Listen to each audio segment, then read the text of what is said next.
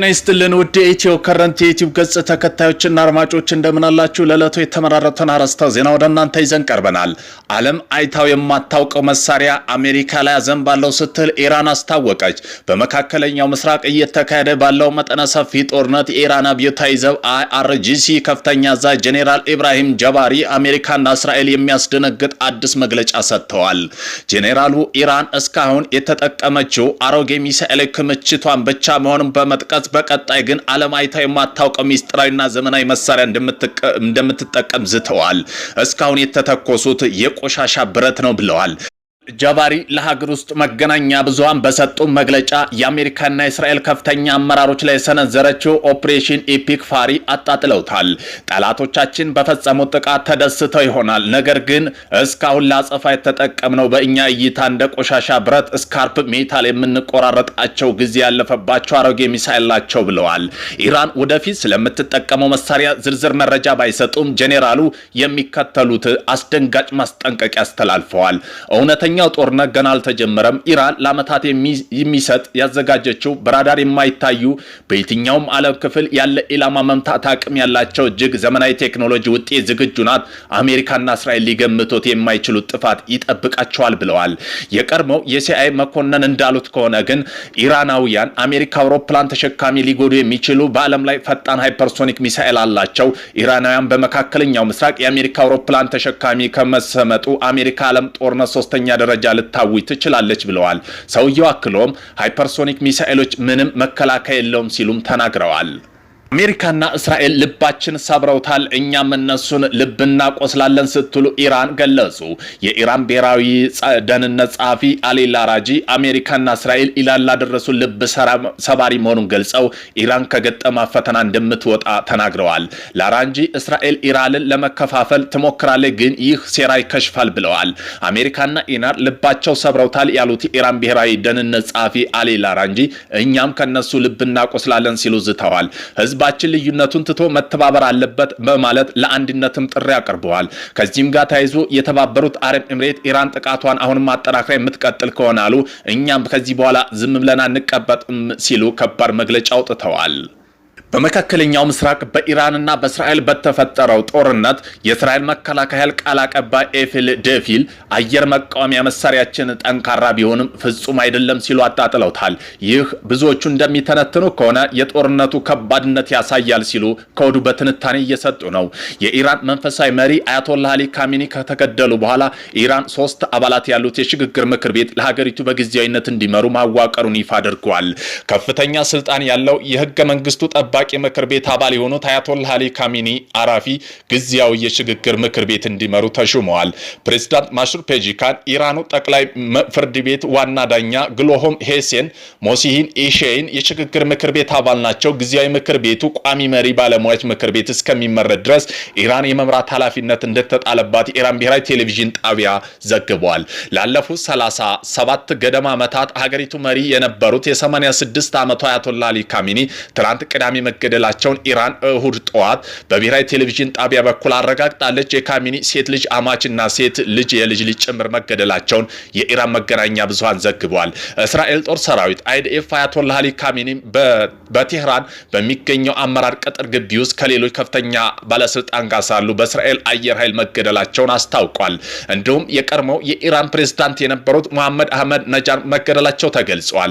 እስላማዊ ሪፐብሊክ ኢራን እንደ አውሮፓ አቆጣጠር ከ2005 እስከ 2013 ፕሬዝዳንትነት የመሩት መሐመድ አህመድ ነጃድ በትናንትናው ዕለት በእስራኤል አየር ኃይል በተፈጸመ ጥቃት ከጠባቂዎቹና የቅርብ ሰዎቻቸው መገደላቸው ታውቋል።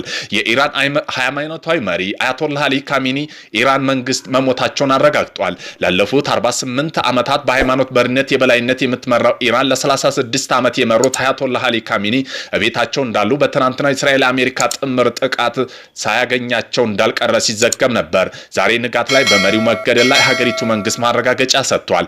የኢራን ብሔራዊ መንግስት ምክር ቤት ሰብሳቢ እያለ በተፈጸመ የአየር ጥቃት የሀገሪቱ ጦር ኃይሎች ጠቅላይ ኢታማዦር ሹም እና የመከላከያ ሚኒስተር መገደላቸውን የኢራን መንግስት ሚዲያ አረጋግጠዋል። በጥቃቱ የተገደሉ ከፍተኛ አመራሮች ዝርዝርም እንደሚከተለው ይዘን ቀርበናል። ጄኔራል አብዱራህማን ሙሳቪ የኢራን ጦር ኃይሎች ጠቅላይ ኢታማዦር ሹም፣ ጄኔራል አዚዝ ናሲዴህ የኢራን መከላከያ ሚኒስተርና አሊ ሻምኪኒ የኢራን መከላከያ ምክር ቤት ጸሐፊና ከፍተኛ ደህንነት አማካሪ። ይህ ጥቃት የተፈጸመው ኢራን ከፍተኛ ደህንነት መከላከያ ምክር ቤት ባደረገው አስቸኳይ ስብሰባ እንደነበር ተገልጾ ጥቃቱ የተፈጸመው የሀገሪቱ ከፍተኛ መሪ አያቶላህ አሊ ካሚኒ መገደላቸው የተረጋገጠ ከሰዓት በኋላ ነው። እነዚህ ከፍተኛ ወታደራዊ መኮንኖች መገደል በኢራን ወታደራዊ መዋቅር ትልቅ ክፍተት የሚፈጥር ሲሆን ቀጠናው ውጥረት ይበልጥ አባብሶታል። ፕሬዝዳንት ዶናልድ ትራምፕ ይህ እርምጃ አስመልክቶ በሰጡት መግለጫ ጥቃቱ አሜሪካ በእስራኤል ጋር ትብብር የተከወነ መሆኑን፣ የኢራን ህዝብ ሀገሩን ነጻ ለማውጣት ያለው እድል እንደሚጠቀምበት ያላቸውን ተስፋ ገልጸዋል። ኢራን ካቢኔ በሰጠው መግለጫ ይህ ድርጊት ከፍተኛ ወንጀል መሆኑን ያለምንም ምላሽ እንደማያልፉ አስታውቋል። የሀገሪቱ አብዮታዊ ዘበኛ IRGC በበኩሉ አሜሪካ በእስራኤል የጦር ሰፈሮች ላይ ጠንከር ያለ አጸፋ ጥቃት እንደሚሰነዝሩ አስጠንቅቀዋል። አሜሪካ ውስጥ ስደት ላይ ያሉት የመጨረሻ የኢራን ንጉስ ሻህ ልጅ ረዛ ፓላፍ የጠቅላይ መሪ አያቶላህ አሊ ካሚኒን ሞት በደስታ መቀበላቸው የሚገልጹ መረጃ እየወጡ ነው። በመሆኑም ኢራን ከፍተኛውን ጄኔራል በአሜሪካና እስራኤል ጥቃት መገደላቸው ተገልጿል። በመካከለኛው ምስራቅ ያለው ውጥረት ተባብሶ በቀጠለበት ወቅት ከፍተኛ ኢራን ጄኔራሎች አሜሪካ እስራኤል ጥቃት መገደላቸውን የሀገሪቱ መገናኛ ብዙሃን ዘግቧል። የሀገሪቱ ከፍተኛ ወታደራዊ አመራሮች የተገደሉበት ትናንት ቅዳሜ ጠዋት በኢራን የመከላከያ ምክር ቤት ስብሰባ ላይ በተሰነዘረ ጥቃት መሆኑ ተዘግቧል።